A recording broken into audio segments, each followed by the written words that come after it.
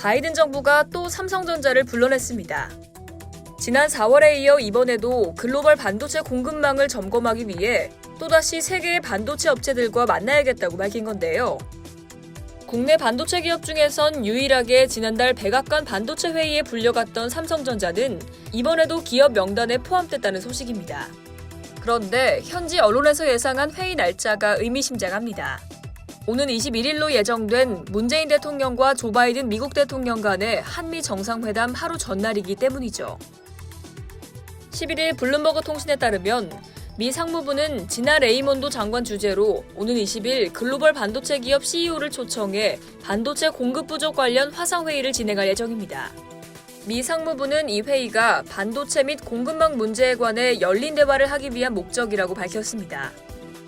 참석 대상엔 미국을 대표하는 완성차 업체인 포드, GM 외에도 반도체 기업으로 TSMC, 삼성전자 등이 포함된 걸로 알려졌습니다.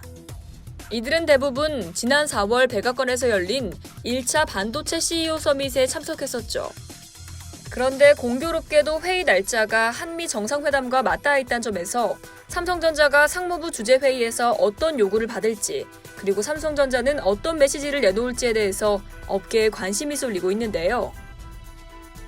특히 삼성전자와 함께 지난번 백악관 반도체 회의에 참석했던 인텔, TSMC가 즉각 백악관의 요청에 화답해 투자를 늘리기로 발표했다는 점에서 삼성전자의 파운드리 신규 투자가 임박한 게 아니냐는 관측이 쏟아지는 상태입니다.